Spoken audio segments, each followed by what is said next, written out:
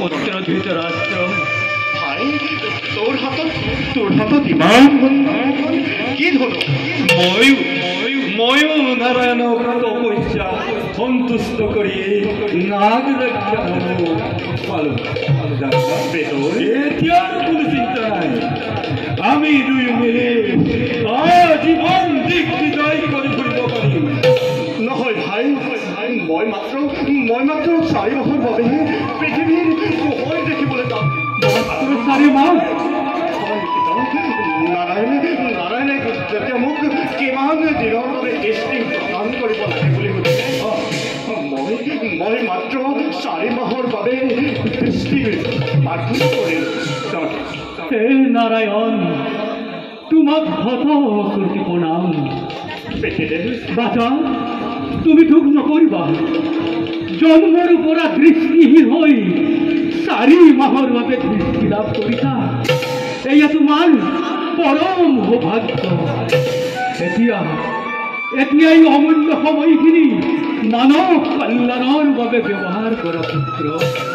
কিন্তু এয়া কেনেকৈ সম্ভৱ? এই অমূল্য সময়ৰ এটা ক্ষণ মই অপচয় কৰিব নোৱাৰো। এই সময়ৰ ভিতৰত তোমালোকে দিগ্বিজয় কৰি গজকেতু আৰু ত্ৰিশিৰা দৈত্যক বধ কৰি জগতৰ কল্যাণ সাধন কৰিব লাগে। এই গজকেতু আৰু ত্ৰিশিৰা দৈত্য কোন? ব্ৰাহ্মণৰ অভিশাপত শিৱৰ অংশস্বৰূপে গজকেতুৰ জন্ম। যাৰ শৰীৰ মনুষ্যৰ দৰে হলেও মুখৰ আকৃতি হস্তীৰ দৰে, যাৰ পুত্ৰ আৰু সেনাপতি প্ৰবল প্ৰতাপী,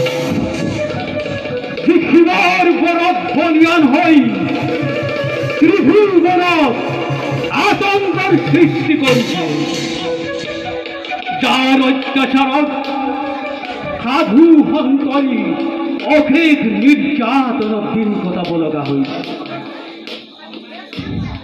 আৰু ত্ৰিশিৰা তিনিটা শিৰেৰে সেই ভয়াৱহ অসুৰে ভোগৱতী নদীৰ তীৰত ঋষি মুনি ৰজা মহাৰজা আনহে নালাগে নিজৰ শিৰকো কাটি অগ্নিত আহুতি দি অমৰত্ব লাভৰ বাবে যজ্ঞ আৰম্ভ কৰে।